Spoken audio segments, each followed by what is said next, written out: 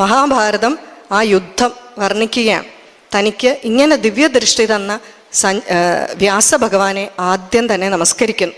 അതിനുശേഷം യുദ്ധഭൂമിയിൽ എല്ലാവരും നിരന്ന് നിൽക്കുന്നു. അതുപോലെ ഭീഷ്മ പിതാമഹൻ സർവ്വസൈന്യാധിപനാണല്ലോ അല്ലേ, ധാർത്തരാഷ്ട്രന്മാരുടെ ഭീഷ്മ പിതാമഹൻ നല്ല വെള്ള തേരിൽ വെള്ള പടച്ചട്ടൊക്കെ അണിഞ്ഞ് വെള്ള കിരീടമൊക്കെ അറിഞ്ഞ്, മഹാഭാരതം സീരിയൽ കണ്ടിട്ടുള്ളവർക്കാണെങ്കിൽ അറിയാം അല്ലേ, അത് വളരെയധികം ആഴത്തിൽ പഠിച്ചിട്ട് ചെയ്തതാണ്. വളരെ നല്ല രീതിയിൽ ചിത്രീകരിച്ചിട്ടുണ്ട്. അങ്ങനെയുള്ള ഭീഷ്മ പിതാമഹൻ നിൽക്കുന്നു. ആ സമയത്ത് ഭീഷ്മ പിതാമഹൻ തൻ്റെ വശത്ത് വ്യൂഹം ചമയ്ക്കുകയാണ്. ഉടനെ യുധിഷ്ഠിരൻ ഓടി അർജുനോട് പറഞ്ഞു, അർജുന, ഭീഷ്മർ വ്യൂഹം ചമച്ചിരിക്കുന്നു. പക്ഷെ അവർക്ക് 11 അക്ഷൗഹിണിയുണ്ട്, നമുക്ക് 7 അക്ഷൗഹിണിയേ ഉള്ളൂ. ആള് വളരെ കുറവാണ്. അതുകൊണ്ട് പണ്ട് ബൃഹസ്പതി എന്നോട് പറഞ്ഞിട്ടുണ്ട്, ആള് വളരെ കുറവാണെങ്കിൽ കുറേ ദൂരെ മാറി നിൽക്കുന്ന ഒരു വ്യൂഹം ചമച്ചാൽ മതി. ഈ യുദ്ധഭൂമി മുഴുവൻ പരന്നു കിടക്കുന്ന വ്യൂഹമൊന്നും ചമയ്ക്കണ്ട എന്ന് പറഞ്ഞിട്ടുണ്ട് എന്ന് പറഞ്ഞ് ഉടൻ തന്നെ അർജുനൻ ഒരു വ്യൂഹം ചമയ്ക്കുകയാണ്. ഈ അർജുനൻ വ്യൂഹമെല്ലാം ചമച്ചു കഴിഞ്ഞതിന് ശേഷം 2 സൈഡ് നിൽക്കുമ്പോൾ പെട്ടെന്ന് സൂര്യനൊക്കെ ഉദിച്ചു. മുമ്പ് പറഞ്ഞതുപോലെ എല്ലാവരും സന്ധ്യാവന്ദനമൊക്കെ ചെയ്ത് യുദ്ധത്തിനായിട്ട് തയ്യാറെടുത്ത് നിൽക്കുമ്പോഴാണ് യുധിഷ്ഠിരന് ചെറിയൊരു പേടി.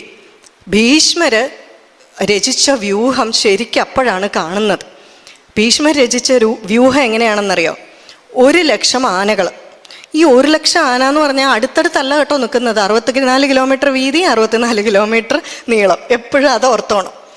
ഈ ഭൂമി മുഴുവൻ പരന്ന് 1,00,000 ആനകൾ നിൽക്കുകയാണ്.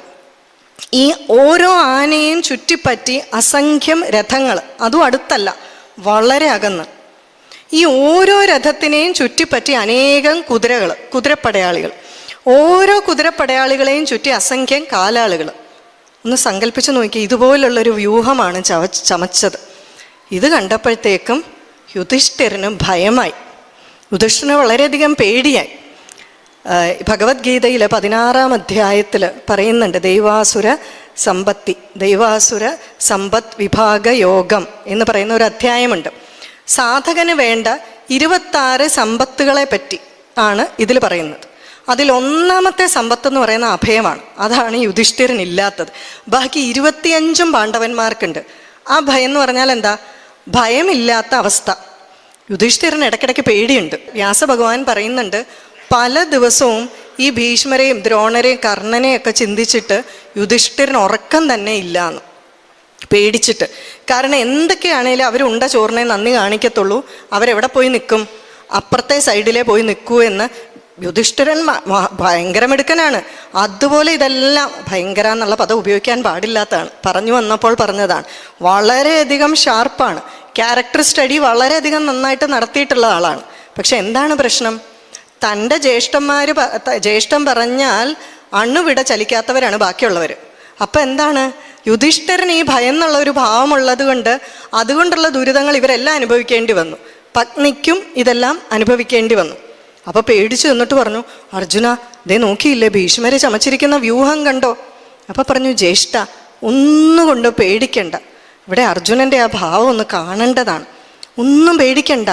പണ്ട് ഈ അസുരന്മാരെ, അധർമ്മികളെ നിഗ്രഹിക്കാൻ നമുക്ക് എന്തെല്ലാം കഴിവുകളുണ്ടെങ്കിലും, എത്ര ഗുണങ്ങളുണ്ടെങ്കിലും ഒരു 4 കഴിവുകൾ പ്രത്യേകം വേണമെന്ന് പണ്ട് ബ്രഹ്മാവ് ദേവന്മാർക്ക് പറഞ്ഞു കൊടുത്തിട്ടുണ്ട്. അതെന്താണെന്ന് എനിക്കറിയാം. അപ്പോൾ യുധിഷ്ഠിരൻ ചോദിച്ചു, അതെന്താണ്?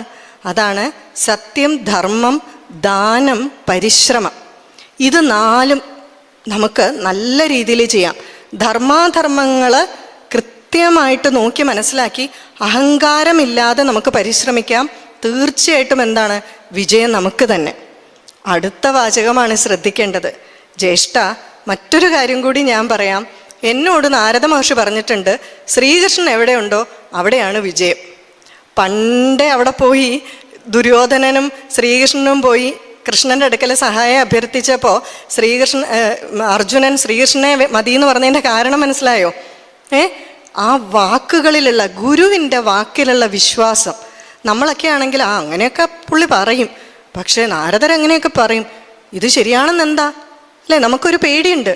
പക്ഷേ ഇത് പൂർണ്ണമായി അനുഷ്ഠിച്ച് നോക്കിയാലല്ലേ അതിൻ്റെ റിസൾട്ട് അറിയൂ. നമ്മൾ റിസ്ക് എടുക്കാൻ തയ്യാറല്ല, എന്നിട്ട് നമ്മൾ വിമർശിക്കും. അർജുൻ അങ്ങനെയല്ല, പൂർണ്ണ സമർപ്പണ ഭാവമാണ്. അർജുൻ്റെ ഗുണഗണങ്ങൾ വർണ്ണിക്കാതിരിക്കാൻ സാധ്യമല്ല.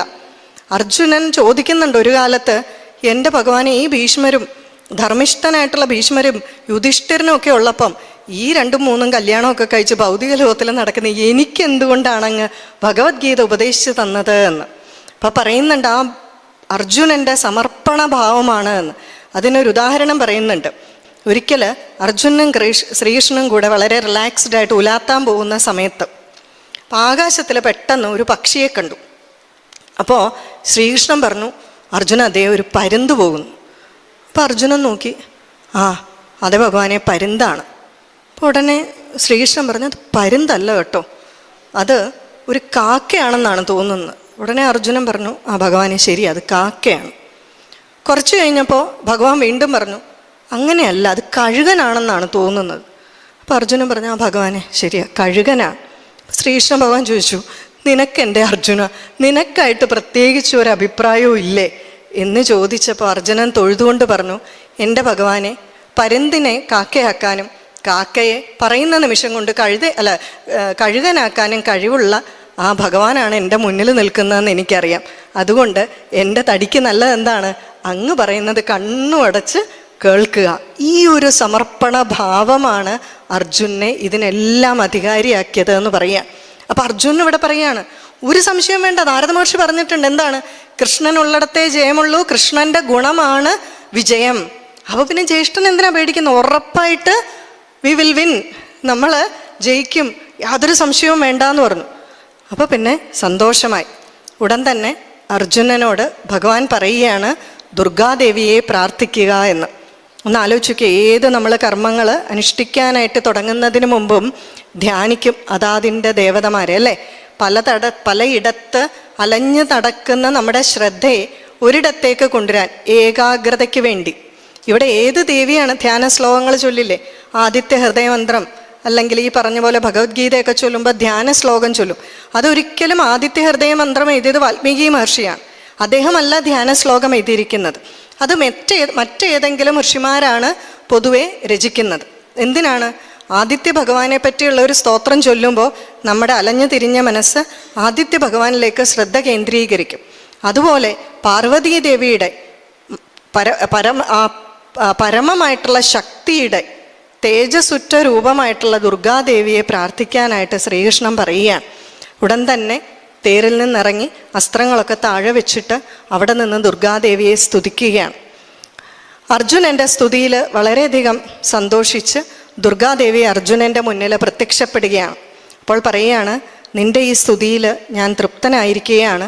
നീ ഒന്നുകൊണ്ടും ഭയക്കണ്ട, വിജയം നിനക്ക് തന്നെ. മറ്റൊന്ന്, നീ നരൻ എന്ന് പറയുന്ന ഋഷിയാണ്. നിനക്ക് സഹായിയായിട്ട് വന്നിട്ടുള്ളത് സാക്ഷാൽ നാരായണനാണ്.